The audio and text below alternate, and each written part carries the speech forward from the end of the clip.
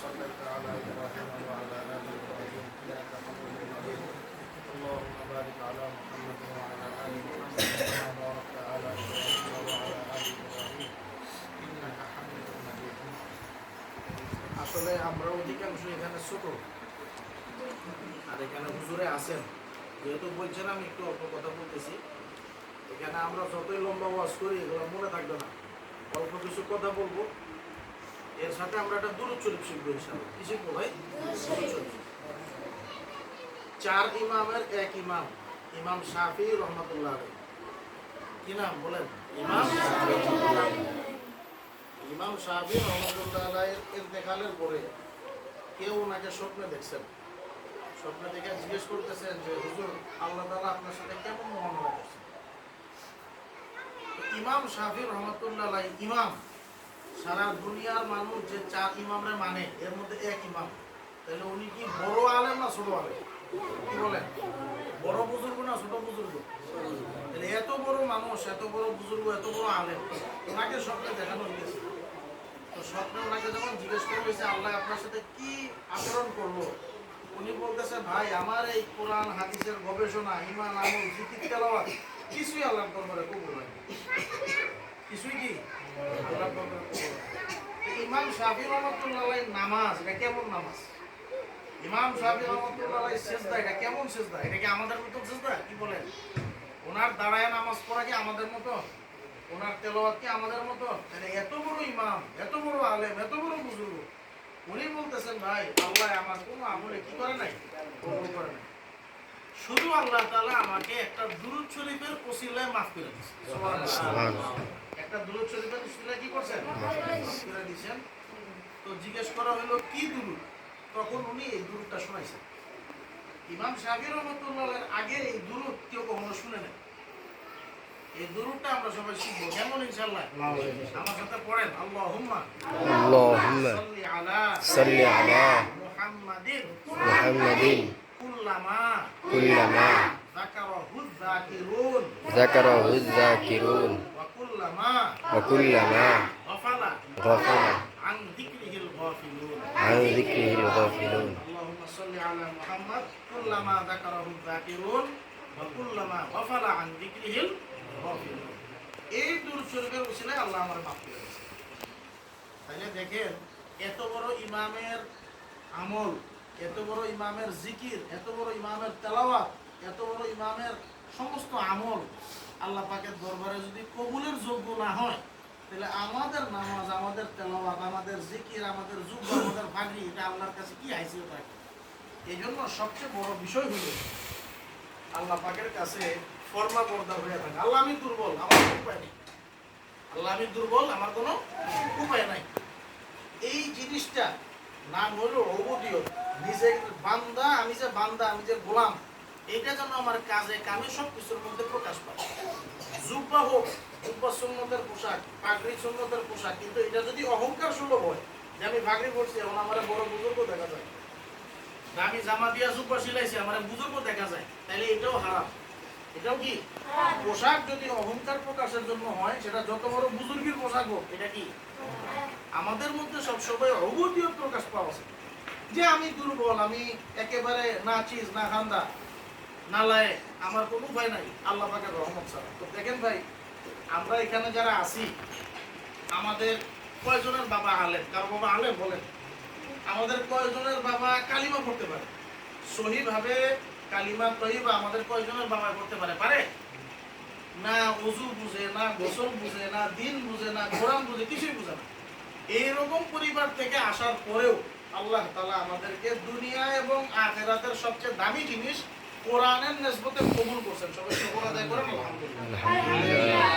কোরআন শরীফ আমরা মনে করি যে এমন না যে 270 টাকা দিয়ে কিনলাম বাস কিনা আমি আমার যার খুশি সে পড়তে পারে না অনেক মানুষ আছে ঘরে দামি দামি কোরআন আছে দইরা নিয়ে পড়বে এই তৌফিক তার নাই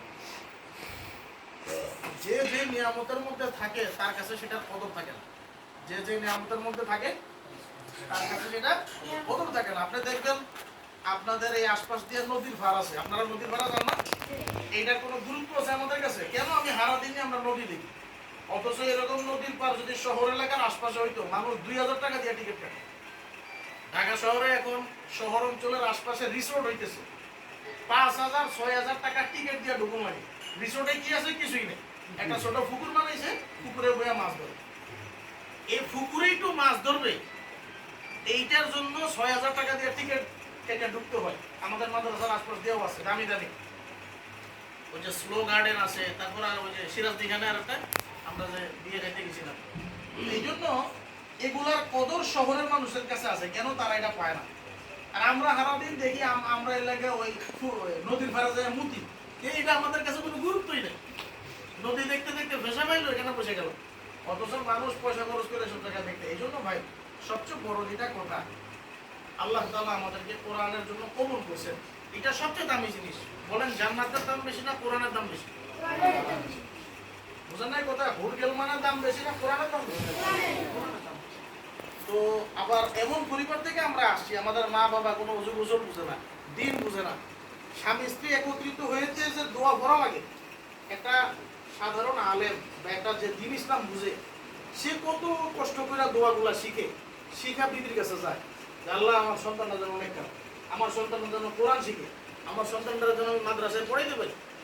অথচ আমাদের মা বাবা কত গাফেল, এই গাফলতির থেকে আল্লাহ বাছাই করে ভালোবাসা আমাদেরকে দিনের জন্য কবুল করছে। শুকর আদায় করেন ভাই, আলহামদুলিল্লাহ। এই নিয়ামত কত বড় নিয়ামত, এই কথা বুঝানোর জবান যোগ্যতা আমার নাই। আল্লাহ তাআলা আমাদেরকে কত বড় নিয়ামত দিয়েছে, এই জন্য এটার কদর করা, এটার কি করা? কদর করা। বন্দা যখন কদর করে তখন আল্লাহ নিয়ামত বাড়ায় দেয়। আপনি দেখবেন বাড়ির গোলাম সে যদি খুব কাজু মাজু হয়ে থাকে মালিকের কাছে, তাহলে মালিক তার বেশি ভালোবাসে, যেটাই খায় তার একটু দিয়ে খাও। আর যেই গোলামটা একটু বেয়াদব গাড়তারা হয়, বা তার ভিতরে থাকে যে আমি কাজ করে টাকা কাজের বিনিময়ে পয়সা নিই, মালিক তারাই কোনো বাড়তি খাবার দেন, ঠিক আছে তুই টাকা লয়ে যা খা, তো খাওয়া।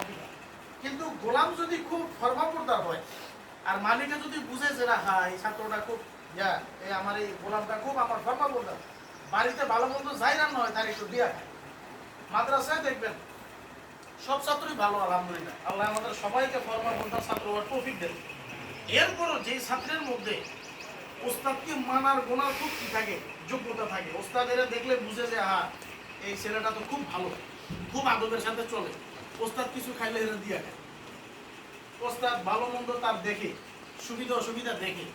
তো এইটা দুনিয়াতেই যদি নিসবতের এত দাম হয়, আখিরাতে এটার কত দাম? এই জন্য ভাই কোরআনের ব্যাপারে আমরা খুব দিলকে বড় রাখি, এবং কখনো আমরা এই অসহায়ত্বে না ভুগি, আমি হুজুর আমার দিয়ে কি যা হবে সবই আপনার দিয়ে হবে। রিজিকের সাথে এলেমের কোনো সম্পর্ক নেই। এলেমের সাথে থাকলে আল্লাহ রিজিকে বরকত দিবেন। আমাদের বরকত দরকার, টাকা দরকার না। কি বলেন আপনারা? আপনাদের কি টাকা দরকার না বরকত দরকার? যার বরকত আছে, আপনি দেখবেন এক লোকে আলেম মানুষ অল্প টাকা রুজি করে 8 মেয়ে 10 মেয়ে বিয়ে দিয়ে ফেলেছে, এবং ভালোভাবে বিয়ে দিছে, এবং ওই মেয়েদেরকে টানতে হয় না তার। আর একজনে বহু টাকা খরচ করে মাইয়া বিয়ে দিছে, 2 মেয়ে মাত্র, বিয়ার বড় 14 বছর ধরে মাইয়া টানতেছে, নাতিরা টানো লাগে, এই লাগে সেই লাগে। তো এই জন্য ভাই বরকতের দোয়া করবেন, কখনো পয়সার দোয়া করবেন। কিসের দোয়া করবো আমরা? আল্লাহ রাসূল আমাদেরকে দোয়া শিখাইছেন, আল্লাহুম্মা ইন্নী আসআলুকাল হুদা ওয়াত তুকা ওয়াল আফাফা ওয়াল গিনা। দেখেন এই দোয়াটা কার শিখানো দোয়া? রাসূলের দোয়া। রাসূল সিরিয়াল করছেন কেমন? আল্লাহুম্মা ইন্নী আসআলুকাল হুদা, আল্লাহ আমারে আগে কি দাও? হেদায়েত। সিরিয়াল আল্লাহ রাসূল শিখাইছেন, অথচ আমরা এখন সব কিছুর আগে রাখছি পয়সা। আল্লাহ পয়সা দাও, পয়সা দিয়ে আপনি কি করবেন? পয়সা আপনার আছে, আপনার রোগ হয়েছে, আপনি পয়সা দিয়ে কি করবেন? পয়সা আপনার আছে, আপনার মেয়ে কথা শুনে না, আর একজনের লোকে চলে যায়, আপনি কি করবেন? পয়সা আপনার আছে, আপনার ছেলে আপনার কথা শুনে না, বেয়াদবি করে, আপনি কি করবেন? এই জন্য রাসূল দোয়ার সিরিয়ালের মাধ্যমে আমরা আল্লাহর কাছে কোনটা আগে চাইবো এটা শিখাইছেন। আল্লাহুম্মা ইন্নী আসআলুকাল হুদা, আল্লাহ আমার আগে কি দাও? হেদায়েত। ওয়াত তুকা, এরপরে কি দাও? তাকওয়া দাও। আল্লাহ আমি যেন তোমার ভয় করার মতন করে ভয় করতে পারি। আপনি চিন্তা করছেন রাসূলুল্লাহ সাল্লাল্লাহু আলাইহি ওয়াসাল্লাম দোয়া করতেছেন, আল্লাহুম্মা রহামনি বিতাকিল মাআসি, আয় আল্লাহ আমারে তুমি রহম করো, দয়া করো, যেন আমি গুনাহ থেকে বাঁচতে পারি। দোয়া কে করতেছে? রাসূল দোয়া করতেছে। ভাই কি আছে এগুলো? যারা আগের পিছের সব মাফ, তার মানে হইল আল্লাহ যদি না বাঁচায় বান্দা বাঁচতে পারে। আল্লাহ তাআলা যদি কোনো বান্দাকে হেফাজত না করেন, বান্দা কি করতে পারে না। আপনি দেখবেন একটা ছেলে তার বাড়িতে কোনো অসুবিধা নেই, তার বাপে চায় তারে পড়াইতে, তার মা চায় তারে পড়াইতে, হুজুরেরা খালি বুঝায় এরকম আমি বলুন না। এটা কেন হইল? আল্লাহর রহম দয়া যদি তার উপর থাকে, এটা কেন এমন করে লোকে? আবার এমন অনেক ছেলে আমরা আমাদের জীবনে, যে হুজুরে তো আছে, হুজুরেরা অদিম মানুষ, আমরা হাটহাজারি, মেঘল, নানুপুর এই সমস্ত মাদ্রাসায় দেখছি রাতে রিক্সা চালাইয়া সকালে তাকরার বাড়াইতেছে। কেন? এ মাদ্রাসার ফিরি খাবে না। হুজুর ওস্তাদের মুখে শুনছি জাকাত খাইলে বলে এলেমে বরকত হয়। বুঝেন আপনি এগুলার কথা তো আপনারা বুঝেন না, আমি নিজে বাস করতেছি। অর্থাৎ রিক্সা চালাইয়া রাতে দিনের বেলা ক্লাস করতেছে। এই হলো এলেমের প্রতি তার রোগবত, এই হলো তার এলেমের প্রতি আগ্রহ। আর আমরা সাউনের আগে বাড়ি থেকে পয়সা আসি, হুজুরে দোয়ায় কত কোনে, বাপে দোয়ায় কত কোনে, মা দোয়ায় কত কোনে, এরপরে তো করতে ভালো লাগে, কি করার আছে?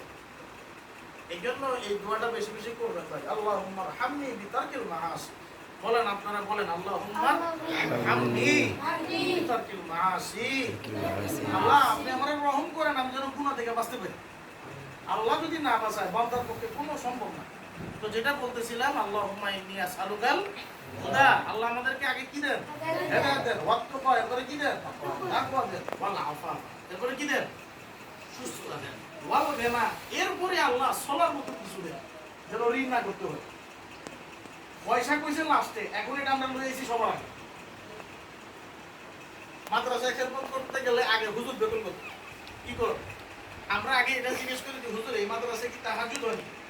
হুজুর এই মাদ্রাসায় কি জিকির আছে নাকি? বা এই মাদ্রাসায় কি হুজুর ফাঁকরিটা ভরা হয় নিয়মিত? আগে আমরা হুজুর বেতন করি, হুজুর দিবেন কত আগে যাবো, তারপরে লোক বলো। এই জন্য ভাই আল্লাহ তাআলা আমাদেরকে কোরআনের জন্য কবুল করছেন। আল্লাহ তাআলা আমাদেরকে আজীবন কোরআনের সাথে লাইগা থাকার তৌফিক দেন। আমিন। আপনারা ছোট মানুষ, আপনাদের দোয়া বেশি কবুল হবে। আমার কথা সব বুঝে আসবে না, আপনি খালি কথা মুখস্থ করে আনেন যে আমি যতদিন বাইচা আছি ইনশাআল্লাহ এলেমের সাথে থাকবো, কোরআনের সাথে থাকবো। আপনারা রাজি আছেন ইনশাআল্লাহ? ইনশাআল্লাহ। নাকি ফাঁকে দিয়ে স্কুলে চলে যাবেন? স্কুলে যাবেন না নিয়ত আছে? বা আমি ফট করে পড়াশোনা ছাইরা দিব, আমার আর পড়তে ভালো লাগে না। পড়তে ভালো লাগে না, এটা যদি কারো মাথায় আসে, আপনি আল্লাহর ওয়াস্তে দ্রুত তওবা করেন। পড়তে ভালো লাগে না, কি পড়তে ভালো লাগতেছে না? কোরআন। কোরআন পড়তে যার ভালো লাগে না, এটি সুস্থ না অসুস্থ? কথা বুঝতেছেন আপনারা? কোরআন তো পড়তেছেন মানে কি? কোরআন পড়তেছেন মানে আপনি এখন জান্নাতের নিয়ামত ভোগ করার কথা, আপনার জিহ্বার মধ্যে মিষ্টি লাগার কথা। কোরআন পড়তে গেলে আপনার কষ্ট হয়, খতম করতে গেলে শেষ হয় না কেন? আমার তো শেষ, আপনার শেষ হয় না কেন? আমরা খোঁচাকাছি করি, অথচ খোঁচা দেওয়ার দরকার ছিল ভাই, আপনি এত আগে শেষ করলেন আর একটু পড়ল। এক খতম করতে গেছি, খতম আরো দুইটা ঘুরে যায়। অর্থাৎ ভাই আমাদের নিজেদের কাছে নিজেদের খবর, আমরা নিজেরা এটার গুরুত্ব দিই না, মানুষকে কেমন গুরুত্ব দিই। আল্লাহ তাআলা কত বড় নিয়ামত আমাদেরকে ভাই দিয়েছে। আজকে কোরআন আমাকে এখানে বসেছে, আজকে কোরআন আপনার জন্য এই গরু ছাগলের ব্যবস্থা করে। একটি চিন্তা করেন, মাদ্রাসায় যে মানুষের গরু ছাগল দেয় কি জন্য? যে লোকে গরু ছাগল দান করতেছে, এই লোক নিজে গরু ছাগল কিনা খায় না, খবর নেন। মাদ্রাসায় আমরা প্রতি সপ্তাহে খাসি খাই। আপনি এরকম কয়টা পরিবার পাইবেন সপ্তাহে একদিন খাসি খাই? সপ্তাহ তো দূরের কথা, 3 মাসে একদিন কিনা খাই। মাদ্রাসায় আমরা প্রতি সপ্তাহে গরু খাই। এমন কোন পরিবার আছে সপ্তাহে একদিন গরু খায়? পাইবেন না আপনি বুঝে। এই জন্য ভাই ওগুলা কোরআনের নসবতে হয়। তো দেখেন আমরা কেউ তো এখানে খুব নেককার আল্লাহ না, এর ধরুন শুধু কোরআনের সাথে লাইগা থাকায় আল্লাহ এত সম্মান দিছে, রিজিক এত দিতেছে। তাইলে এটার সাথে যদি আমি ঠিক মতো লাইগা থাকতে পারি, আল্লাহ আমারে সম্মানিত করবেন নাকি করবেন না? আল্লাহ আমারে দিবেন নাকি দিবেন না? এই জন্য দেখবেন এলেমের সাথে যার সম্পর্ক যত বেশি, তার বরকত তত বেশি। পয়সা কম থাকতে পারে কিন্তু বরকত আছে। দেখবেন যে চোখ দিয়ে কথা বলে, সন্তানের কথা শুনে, চোখ দিয়ে কথা বলে, বিবি কথা শুনে। আর যাদের পয়সার প্রতি রোগবতী বেশি, হে নিজে চাকরি করে, বউ চাকরি করে, মাইয়া চাকরি করে, ফোলায় কাম করে, এরপরে বেটা চলতে হবে। এটার নাম বরকত। বরকত চোখে দেখা যায় না ভাই, কি বলেন? বরকত চোখে দেখা যায়। বরকত এটা বইলেও বোঝানো যায় না, এটার কোনো হুজুর নাই বয়ানের, কিন্তু আপনি নিজে বুঝতে পারবেন। আপনি দেখবেন আলহামদুলিল্লাহ আপনারা তো অনেক সুন্দর জায়গায় আছেন, যেসব জায়গায় মাদ্রাসা নাই, যেসব জায়গায় মসজিদ কম, যেসব জায়গায় কোরআন পড়নেওয়ালা নাই, পড়ানেওয়ালা নাই, ওইসব জায়গায় মানুষের পয়সা থাকতে পারে কিন্তু সবাই হতাশাগ্রস্ত, ডিপ্রেশনের রোগী, শান্তির লেগে বিদেশে যায়। আর আমরা এখানে ফইরা গিয়ে ঘুমাই শান্তিতে, ওষুধ খেয়ে ঘুমাইতে পারে না। যে এলাকায় মাদ্রাসা নাই, যে এলাকায় কোরআনের আওয়াজ এলাকার মানুষের ভাই না, এই এলাকার মানুষের ঘুমের ওষুধ বেশি খায়। এগুলি আপনারা ছোট মানুষ বুঝবেন না, তারপরে বলতেছি। আর যেসব এলাকায় মাদ্রাসা বেশি, কোরআনের আওয়াজ বেশি, কোরআনের বাতাস বেশি, এই যে আমরা করি এটার একটা বাতাস আছে না, আওয়াজ আছে না, এই এলাকার মানুষের শান্তি বেশি, ফল ফলাদি বেশি, আপনার ইয়ার মধ্যে ক্ষেতের মধ্যে বরকত বেশি। এগুলো সব কিসের কারণে? তো কোরআন যেখানে পড়া হয় সেই জায়গায় যদি এত বরকত হয়, যে কোরআন পড়লেও বলা সে কেমন বরকত পাবে? কিন্তু উদ্দেশ্য শর্ত হইল বুঝা পড়তে, যে না আমি কোরআন পড়তেছি, আল্লাহ আমার অনেক বড় সম্মান দিছে, এটা অনুভব করতে হবে। নাহলে আপনি চিন্তা করেন যারা কোরআন শরীফ ছাপায়, ছাপাখানায়, এরা কেউ হেদায়েত পায় না, কারণ অথচ সারাদিন কোরআন শরীফ ছাপাইতেছে। এই যে এত ওয়াজ হয়, মাইক ম্যানেরা তো সবচেয়ে বেশি ওয়াজ শুনে, কি বলেন আপনারা? ওয়াজ সবচেয়ে বেশি শুনে কারা? মাইক ম্যানেরা। এই লোকেরা কেন নামাজ পড়ে? হেদায়েত পায় না কেন? তারা হেদায়েত পায় না কেন? এবারে যে কি শুনতেছে এটার কোনো গুরুত্ব তার ভিতরে না। তো আমাদের মাদ্রাসার তালেবে ইলম ভাই আমরা যারা আছি, আমরা সারাদিন কোরআন পড়ি ঠিক, মাগরিবের ওয়াক্তে পড়তেছি, সকালে ইয়াসিন পড়তেছি, নিয়মিত তেলাওয়াত করতেছি, রমজানে তারাবিও পড়াইতেছি, আল্লাহ দিলে কিছু পয়সাও লইতেছি, কিন্তু আমাদের জিন্দেগিতে বরকত নাই কেন? এইটা কি জিনিস এটা টের পাই না। এটা যে কি জিনিস আল্লাহ আমারে দিছে। এই জন্য ভাই সব কথার মূল কথা হইল আপনি নিজের যত্ন নেন, আপনার রূহের যত্ন নেন, আপনার দিলের যত্ন নেন। আল্লাহ তাআলা যত বড় নিয়ামত আপনাকে দিছেন এটাকে কদর করেন। কদর তো আমার দ্বারা সম্ভব, কোরআনের সম্মান আমি কি করবো, আমার কি যোগ্যতা আছে? কিন্তু কোরআন অনেক দামি জিনিস, অন্তত এই বুঝতে দিলে রাখেন। কোরআন অনেক দামি জিনিস, এই দিল যদি বুঝার মধ্যে থাকে, এই ম্যাডাম মোবাইল চালাইব? এই লোকে যে চোখ দিয়ে কোরআন দেখে এই চোখ দিয়ে নাটক দেখবে? যে চোখ দিয়ে কোরআন দেখে এই চোখ দিয়ে গান শুনবে? যে কানে আপনি সারাদিন কোরআনের আওয়াজ কানের ভিতরে আসে, এই কান দিয়ে আপনি কেমনে গান শুনবেন? যে চোখ দিয়ে আল্লাহর কালাম দেখেন, এই চোখ দিয়ে কিভাবে আপনি নাটক দেখেন, সিনেমা দেখেন, ফেসবুক দেখেন? আল্লাহ তাআলা আমাদের সবাইকে হেফাজত করেন, তামাম উম্মতকে হেফাজত করেন, দ্বীন ও মিল্লাতের সবাইকে আল্লাহ তাআলা আমাদের সবাইকে সমস্ত ধরনের মাসিয়ত থেকে হেফাজত করেন। আলহামদুলিল্লাহ আপনারা সবাই আসছেন, আমি অনেক খুশি হয়েছি। আপনারা আমার জন্য দোয়া করবেন ইনশাআল্লাহ, কেমন? আমি ইনশাআল্লাহ আপনাদের জন্য দোয়া করবো, আর খুব ভালো করে পড়বেন। আর একটা জিনিস আপনাদেরকে বলি, এটা নসিহত হিসাবে, যারাই বড় হয়েছে ওস্তাদের কথা মাইনা বড় হয়েছে, যারা ওস্তাদের কথা মানে নাই তারা ভালো বড় হইতে পারে নাই। তারা ধ্বংস হয়েছে কথা বলবো না, এটা বলতে খারাপ শোনা যাবে, কিন্তু তারা বড় হইতে পারে না। আপনি দেখবেন যত মানুষ বড় হয়েছে খোঁজ নেন, বলবে যে আমি আমার ওস্তাদের লোকে মশওয়ারা করেছি। মশওয়ারা এমন জিনিস, আমরুহুম শুরা বাইনাহুম, মশওয়ারা করা এটা কোরআনের, এটা তো কোরআনের আয়াত, এটা নস, এটা আপনার মানতে হবে।